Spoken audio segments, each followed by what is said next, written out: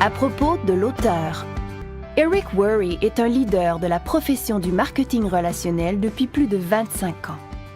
Au cours de sa brillante carrière en tant que professionnel du marketing relationnel, il a gagné plus de 15 millions d'euros, bâti des organisations totalisant plus de 500 000 distributeurs dans plus de 60 pays, été le président d'une entreprise de vente directe valant 200 millions d'euros, cofondé et été le président de sa propre entreprise, TPN, de People Network.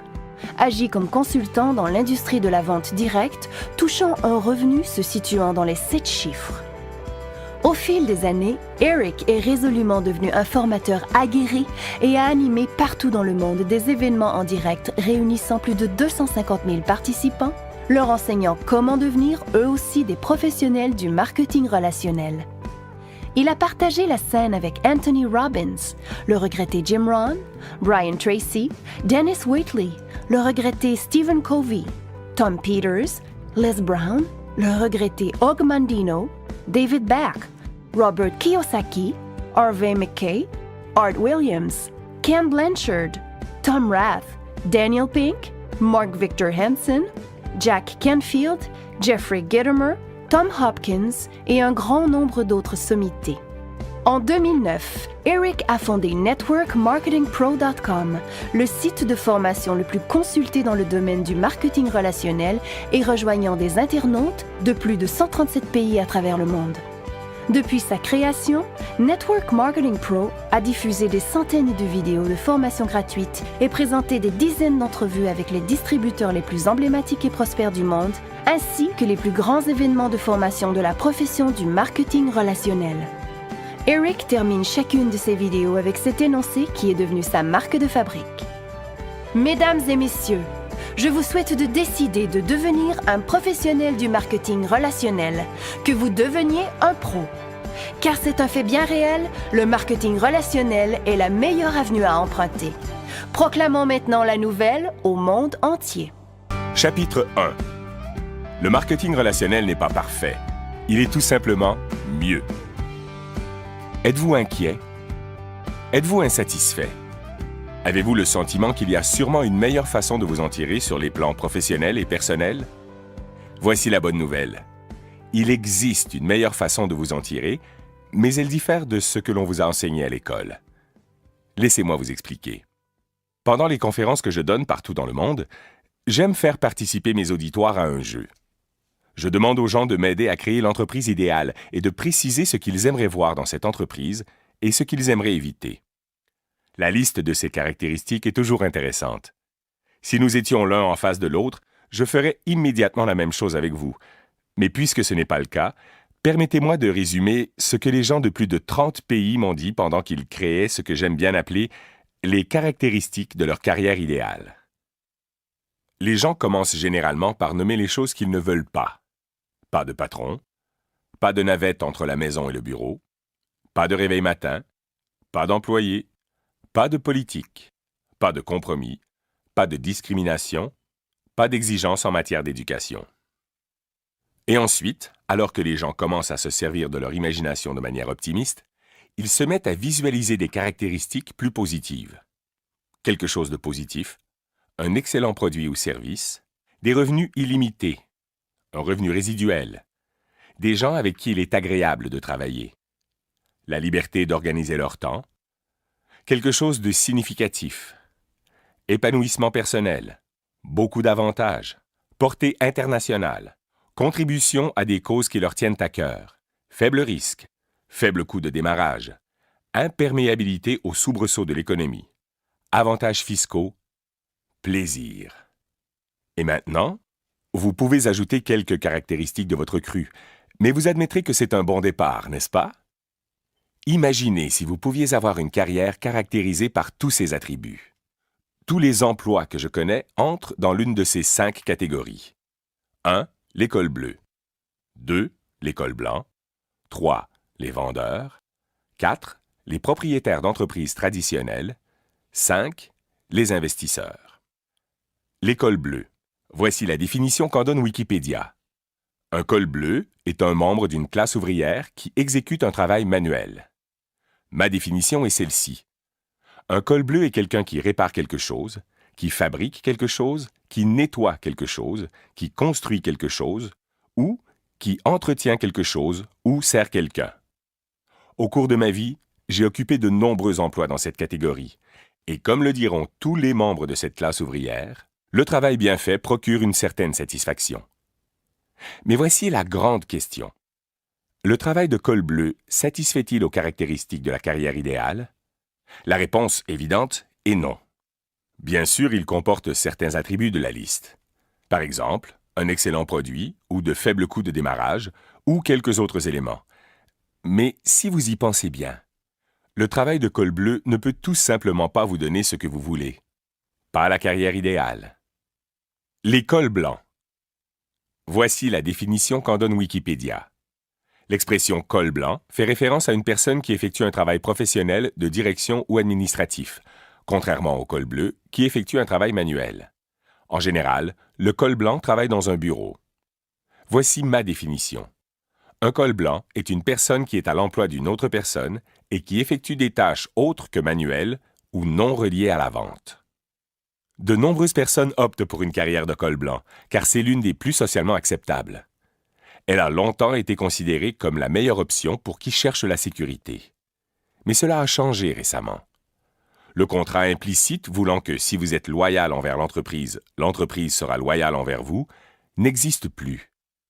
J'ai également été col blanc dans ma carrière. Selon mon expérience, il y a deux types d'individus qui effectuent ce genre de travail. Les fonceurs et les frileux. Les fonceurs sont des gens qui veulent accomplir de grandes choses. Ils sont ambitieux, motivés et énergiques. Ils ont plusieurs idées et veulent gravir l'échelle organisationnelle. Et ce sont là de grandes qualités. Mais il y a un inconvénient pour le fonceur. Dès qu'un individu décide d'être un fonceur, il devient une cible. Son patron voit en lui une menace pour son emploi et il commence donc à restreindre son champ d'action ou à tenter de ternir sa réputation. Ses pairs le voient comme quelqu'un qui tentera soit de leur nuire, soit de les empêcher d'obtenir une promotion.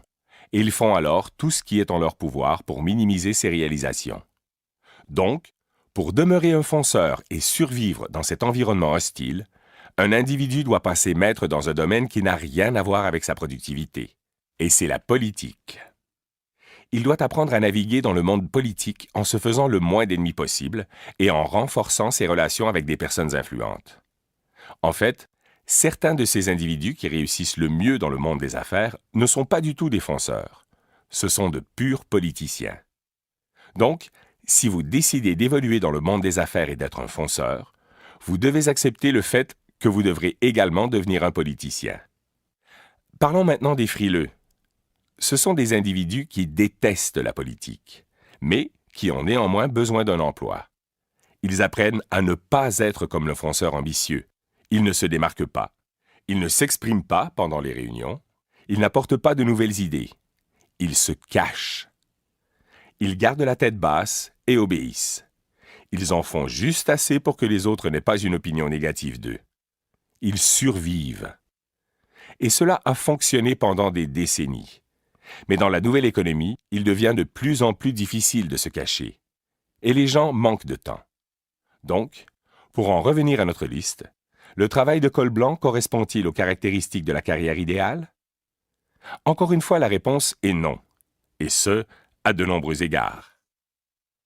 Les vendeurs.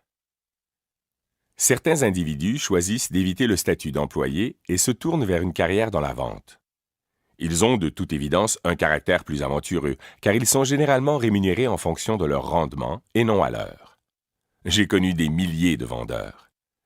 J'ai remarqué une constante au cours de ma carrière. Le vendeur type traverse toujours une période où tout va parfaitement bien. Tout ce qu'il touche se transforme en or et il gagne très bien sa vie. Et alors, les vendeurs adoptent presque toujours un style de vie fondé sur ses revenus. Ils achètent une nouvelle maison et de nouvelles voitures. Ils envoient leurs enfants dans de meilleures écoles. Ils achètent une résidence secondaire et tout le reste qui s'ensuit. Tout est merveilleux pendant un certain temps. Et puis quelque chose change. L'entreprise modifie son système de rémunération. Leur territoire de vente est réduit. Un concurrent entre en jeu. Ils perdent leurs meilleurs clients. L'économie entre en récession. La nouvelle technologie rend leurs produits moins intéressants, ou la réglementation gouvernementale transforme leur industrie. Ce ne sont là que quelques exemples. Il y a encore des centaines de raisons pour lesquelles l'univers du professionnel de la vente peut devenir, et deviendra probablement, plus compliqué. Lorsque ces changements surviennent, et étant donné leur train de vie, la semaine de 40 heures ne leur suffit plus pour payer les factures. Ils travaillent donc 50 heures par semaine, puis 60, et puis 70, et ils n'ont plus de vie. Oui, ils ont des biens matériels, mais très peu de temps pour en profiter. L'autre défi que doit relever le vendeur, peu importe le secteur dans lequel il évolue, c'est qu'il doit repartir de zéro chaque jour. Il peut être épuisant de vivre avec ce stress pendant une longue période de temps. Une carrière dans la vente permet de payer les factures, bien sûr. Mais est-elle conforme aux caractéristiques de la carrière idéale? Encore une fois, la réponse est non. Les propriétaires d'entreprises traditionnelles. Certains individus optent pour le grand rêve en fondant leur propre entreprise où ils seront leurs propres patrons et prendront les décisions. C'est une idée excitante, n'est-ce pas? Mais voici quelle est la réalité pour la plupart des gens. Étape 1. Ils utilisent toutes leurs économies, ils s'endettent et, souvent, empruntent de l'argent à des amis et à des membres de leur famille pour démarrer. Étape 2. Ils s'endettent encore plus sous forme de baux et de garanties personnelles de toutes sortes. Étape 3. Au lieu de focaliser sur leurs points forts, supposons qu'ils excellent dans la vente et décident de créer leur propre entreprise, ils doivent tout faire pour tout le monde. Ils agissent comme un avocat pour les questions juridiques, de comptable pour les questions financières, de nounou pour les questions liées aux employés, de négociateur pour les questions relatives aux achats et d'agent de recouvrement pour les questions reliées aux comptes clients. Ils finissent même par sortir les poubelles. Ils font tout sauf vendre, ce en quoi ils excellaient au départ. Étape 4. Ils se débattent. Au lieu de posséder l'entreprise, c'est l'entreprise qui les possède. Ils sont les premiers à arriver au travail et les derniers à partir. Après avoir payé tous les employés, ils pourront peut-être ramener à la maison suffisamment d'argent pour payer leurs propres factures, sans compter réduire la dette qu'ils ont contractée pour se lancer en affaires. Étape 5. Ils réussissent ou ils échouent. Soit ils arrivent à faire prospérer leur entreprise, soit cette dernière s'écroule, et souvent, ils doivent alors déclarer faillite et redevenir col blanc ou vendeur. Et même s'ils réussissent, cela signifie généralement toute une vie marquée par de longues heures de travail et le stress. Cela semble romantique, n'est-ce pas? Si vous n'avez encore jamais créé votre propre entreprise, demandez à des amis qui l'ont fait si cette description est exacte. La majorité des individus qui créent une entreprise traditionnelle ne se soucient pas de toucher un rendement du capital investi. Ils veulent seulement récupérer leur mise. Il est assez évident que l'entreprise traditionnelle n'offre pas la carrière idéale telle que nous l'avons décrite. Les investisseurs. La dernière catégorie dans laquelle on peut gagner sa vie dans le monde d'aujourd'hui est celle des investisseurs. Et de quoi avez-vous besoin pour devenir un investisseur? D'argent, n'est-ce pas? Si vous n'avez pas beaucoup d'argent, il vous sera très difficile de gagner décemment votre vie avec le rendement du capital investi, surtout si vous êtes prudent de manière à réduire les risques de perte. Mais supposons que vous investissez. De quoi aurez-vous encore besoin pour réussir? Vous devrez posséder des connaissances et des compétences incroyables. Je connais plus de gens que je ne peux en compter qui, pendant des années, ont très bien réussi en tant qu'investisseurs immobiliers. Mais lorsque le marché immobilier a radicalement changé, leurs compétences n'ont pas pu les aider. Ils ont beaucoup perdu. Aimeriez-vous investir dans une petite entreprise traditionnelle? Bonne chance. Dans la majorité des cas, vous ne seriez pas un investisseur, mais plutôt un philanthrope. Qu'en est-il du marché des valeurs mobilières? Les gens réussissent bien dans cette arène, non? C'est vrai pour quelques-uns, du moins de temps en temps. Mais je connais davantage de gens qui ont perdu plus d'argent qu'ils n'en ont gagné, surtout au cours de la dernière décennie. Il est très difficile de toucher un rendement garanti du capital investi lorsqu'on ne contrôle pas la situation. Et croyez-moi, en tant qu'investisseur, vous ne contrôlez rien. Tout peut arriver, du jour au lendemain. Permettez-moi de vous raconter une histoire pour illustrer ce point. À la fin de 2001, j'avais un grand train de vie. Je venais de vendre une entreprise que j'avais cofondée et je travaillais comme consultant contre des honoraires très élevés. En guise de paiement à l'issue de la vente, j'avais obtenu 170 000 actions de la nouvelle entreprise. Elle était inscrite à la bourse de New York et l'action se négociait à environ 44 €, ce qui signifiait que la valeur de mes actions s'élevait à environ 7,5 millions d'euros. J'avais de gros revenus et un excellent portefeuille. La vie était belle. J'ai utilisé une partie de mes actions pour garantir un prêt d'environ 2 millions d'euros pour la construction de la maison de mes rêves. Je n'ai pas diversifié le reste de mes avoirs, car je savais que l'entreprise était en excellente posture, qu'elle offrait un bon produit et que son équipe de vente était formidable. Et puis, il s'est produit une chose que je n'étais pas en mesure de contrôler. Du jour au lendemain, le cours de mes actions a chuté à 37 € parce qu'un groupe d'investisseurs avait ciblé l'entreprise et vendu à découvert. Autrement dit, plus le cours de l'action chutait, plus il gagnait d'argent. J'ai pensé que c'était ridicule car l'entreprise se portait très bien. J'ai donc acheté d'autres actions à 37 €, utilisant mon avoir actuel comme garantie, sachant que le cours de l'action remonterait. Il est passé à 33 €. J'ai acheté encore davantage d'actions. Le cours a chuté à 27 €. J'ai commencé à recevoir des appels de marge, ce qui signifiait que si je ne lui envoyais pas d'argent, la maison de courtage vendrait mes actions pour couvrir les pertes. Je n'avais pas cet argent. Le cours de l'action a continué à descendre. Il a chuté à 10 € et mes 7,5 millions d'euros ont disparu. Pouf! Tout cela en moins de 90 jours. Le cours de l'action a fini par remonter et l'entreprise a été transformée en une entreprise à capital fermé et les actions se sont négociées à 65 € l'unité. Mais je n'étais pas là pour en tirer profit. J'étais ruiné. Aurais-je pu me montrer plus intelligent? Bien sûr. Ai-je fait des erreurs? Absolument. Mais voici la leçon que j'en ai tirée. Si vous voulez devenir investisseur, vous devez admettre que les choses échappent à votre contrôle de temps en temps. Et lorsque cela arrive, cela peut vous coûter très cher. Revenons donc aux caractéristiques de la carrière idéale. Est-ce que la carrière d'investisseur correspond à notre liste? Je ne crois pas. Nous avons parlé des cols bleus, des cols blancs, des vendeurs, des propriétaires d'entreprises traditionnelles et des investisseurs. Aucune de ces carrières ne répond aux critères de la carrière idéale. Est-il même possible d'avoir une carrière idéale? La réponse est oui. Mais pour connaître une telle carrière, vous devez d'abord comprendre que tout est en train de changer. Les anciens modèles de rémunération sont morts ou en train de disparaître, et nous traversons la plus grande métamorphose économique que nous connaîtrons de notre vivant. La nouvelle économie. Le monde tel que vous le connaissez a changé. Pour les gens qui n'admettent pas ce fait, ce sera la pire des époques. Pour ceux qui le reconnaissent, ce sera la meilleure. Au cours des 100 dernières années, un phénomène intéressant s'est produit. L'essor des ordres professionnels est devenu un standard dans la société. Dans le monde du travail, le statut d'employé était sûr et respecté.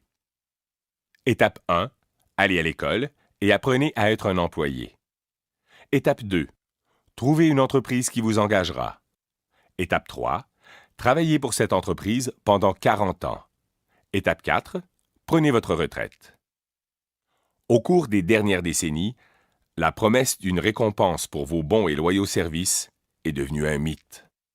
Les gens ont commencé à comprendre que leur loyauté envers leur employeur ne leur était pas rendue. Un processus différent s'est donc installé. Étape 1.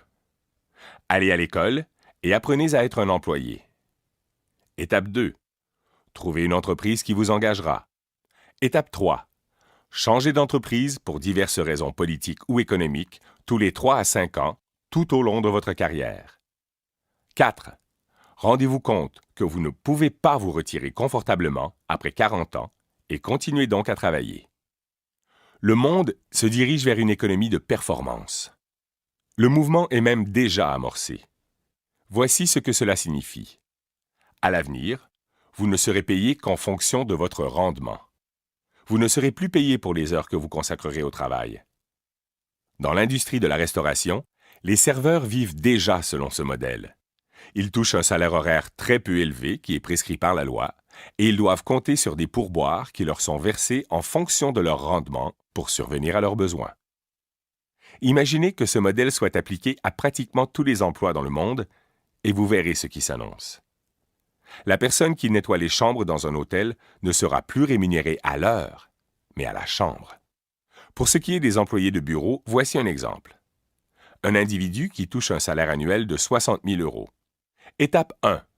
L'entreprise réduira ce salaire à environ 50 000 euros, car dans le marché actuel, il y a d'autres employés qui sont prêts à faire le même travail pour un salaire moindre. Étape 2. Le salaire de base passera à 20 000 euros par année. Étape 3. On dira à l'employé qu'il pourra toucher un montant additionnel de 30 000 euros au cours de l'année s'il répond à certains critères de rendement sur une base mensuelle. Autrement dit, si vous livrez la marchandise, vous pourrez toucher un montant additionnel de 2 500 euros par mois. La pression est là, et l'employeur adore ça. Si votre rendement est insuffisant, il économisera encore plus d'argent. Si votre rendement est satisfaisant, devinez de quoi sera fait votre avenir. Votre employeur aura encore plus d'exigences.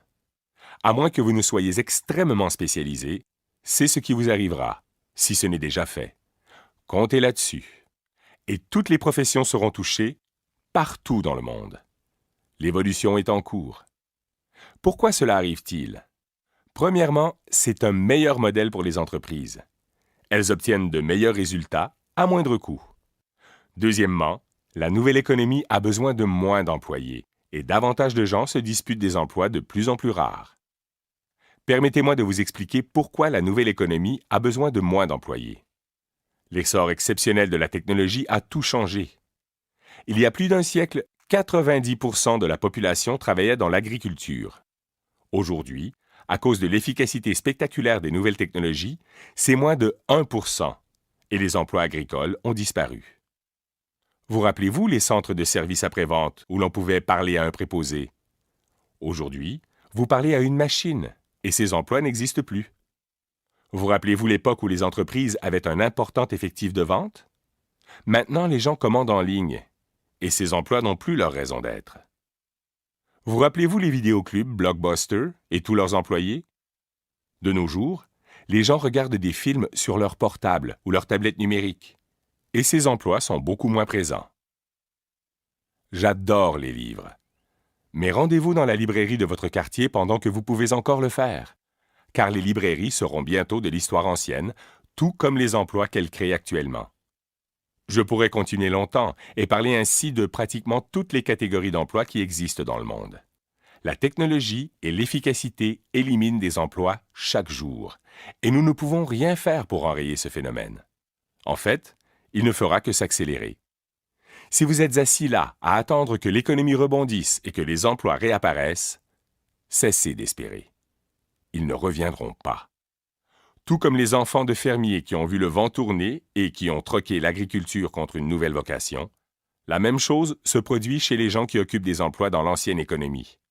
Pour survivre, ils devront ouvrir les yeux, reconnaître cette réalité et trouver quelque chose de nouveau. Le marketing relationnel est mieux. Le meilleur moyen que je connaisse pour ne pas uniquement survivre, mais prospérer dans la nouvelle économie, est le marketing relationnel. Aujourd'hui, il existe dans le monde d'importants produits et services dont on doit faire la promotion. Les consommateurs ont encore besoin d'être bien informés. Les entreprises ont le choix. Elles peuvent plonger dans le monde à jamais fragmenté de la publicité pour diffuser leurs messages. Elles peuvent engager une grande et coûteuse équipe de vente pour vendre leurs produits ou services. Ou elles peuvent utiliser le marketing relationnel pour raconter leur histoire au monde. De plus en plus d'entreprises choisissent le marketing relationnel parce qu'il s'inscrit très bien dans la nouvelle économie. Elles peuvent ainsi promouvoir leurs produits en fournissant à leurs distributeurs le soutien administratif nécessaire et les payer en fonction de leur rendement. Cela est extrêmement efficace parce que dans la nouvelle économie, la publicité qui se fait de bouche à oreille fonctionne mieux que toute autre forme de promotion. Les entreprises peuvent donc prendre l'argent qu'elles auraient dépensé en publicité et en promotion et s'en servir pour payer des distributeurs qui transmettent leurs messages. pour vous, en tant qu'entrepreneur, cela signifie que vous pouvez profiter de tous les avantages dont jouit le propriétaire d'une entreprise traditionnelle, mais sans les risques qui y sont généralement associés. Et il n'y aura pas de limite à vos revenus, car les entreprises de marketing relationnel veulent que vous gagniez le plus d'argent possible. Et puisque de toute manière vous serez rémunéré en fonction de votre rendement, pourquoi vous imposeriez-vous une limite? Mais il y a une embûche. Tout cela semble fantastique et ça l'est. Mais il y a une embûche dont la majorité des gens ne vous parleront pas. La voici. Vous devez accepter une perte temporaire d'estime sociale à cause de l'ignorance des gens. Cela signifie que, pendant un certain temps, les gens qui vivent encore dans l'ancien système et qui tentent de s'y débrouiller n'auront pas une bonne opinion de vous. Ils ne comprendront pas. Ils penseront que vous êtes fou de vous être lancé dans le marketing relationnel. En fait, le mot « accepter » n'est pas tout à fait juste. Vous devez faire plus que ça. Vous devez endosser cette perte temporaire d'estime sociale attribuable à l'ignorance des gens. Vous voyez l'avenir avant même qu'il devienne apparent pour les autres. Vous êtes celui qui est intelligent. Vous êtes la personne qui passe à l'action dans le but de connaître une vie meilleure. Il y a une raison pour laquelle les gens n'auront pas une bonne opinion de vous. Et ce n'est pas uniquement parce qu'ils pataugent dans l'ancien système.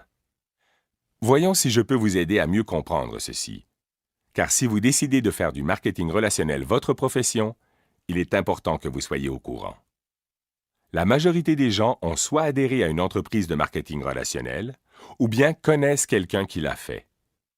Voici ce qui traverse l'esprit de presque tous ceux qui décident de s'engager dans cette profession. Oui, je connais 5 ou 6 personnes qui pourraient faire la même chose. Ma sœur serait fantastique. Mon ami adore ce genre de choses. Et je connais aussi cette autre personne qui ferait un travail extraordinaire. Très bien, je m'engage. En d'autres termes, ils ne choisissent pas d'en faire une profession. Ils espèrent seulement avoir de la chance, recruter quelques personnes pour récupérer leur coût de démarrage, s'asseoir ensuite tranquillement et attendre que l'argent coule à flot. Cette idée d'être payé pour les efforts de quelqu'un d'autre est séduisante, mais elle est aussi souvent mal comprise. Ils n'ont pas créé une véritable entreprise, ils ont plutôt acheté un billet de loterie. Imaginez un billet de loterie avec 6 cases à gratter. Ces cases représentent chacune des personnes que les nouveaux distributeurs pensent pouvoir joindre sans faute. Et à cause de leur manque de compétences, la majorité d'entre eux se retrouvent les mains vides. Ils ne gagnent pas plus qu'avec un billet de loterie. Cela ne devient qu'une autre occasion d'affaires perdue, et étant donné qu'ils ont agi sans savoir ce qu'ils faisaient, ils peuvent très bien avoir malmené quelques amitiés en cours de route. Ils déchirent donc le billet de loterie, et au lieu de reconnaître qu'ils n'ont pas vraiment assuré le démarrage de leur entreprise, ils rejettent le blâme sur le marketing relationnel et veillent à le crier sur tous les toits. Écoutez, je sais de quoi je parle. J'ai tenté ma chance. J'ai parlé à tous les gens que je connais et le marketing relationnel ne fonctionne tout simplement pas. Économisez votre argent. Voici ce que vous devrez gérer si vous choisissez cette profession. Les opinions de gens ignorants qui pensent avoir fait ce qu'il faut et qui concluent que cela ne fonctionne pas. Si vous croyez ne pas être capable de supporter ça, alors le marketing relationnel n'est pas pour vous. Mais si vous pouvez surmonter cette embûche, alors le monde vous appartient. Ceux qui embrassent cette carrière gagnent beaucoup d'argent. Les entreprises verseront des sommes illimitées à leurs distributeurs qui peuvent aider les non-voyants à voir, éduquer l'ignorant et bâtir des communautés de gens qui partagent les mêmes idées. Certaines personnes aiment dire « la perception est la réalité ». J'ai horreur de cette affirmation. Tous les grands leaders de ce monde l'ont ignoré pendant des siècles. Et si Nelson Mandela avait dit que la perception est la réalité? Et si Martin Luther King Jr. avait dit que la perception est la réalité? Et si Steve Jobs avait dit que la perception est la réalité? Les grands leaders de ce monde ont dit « La réalité est la réalité. Et je ferai tout ce qui est en mon pouvoir pour aider les gens à comprendre ce fait. » C'est vrai. Le marketing relationnel n'est pas parfait. Il est tout simplement mieux. Et ça, c'est la réalité.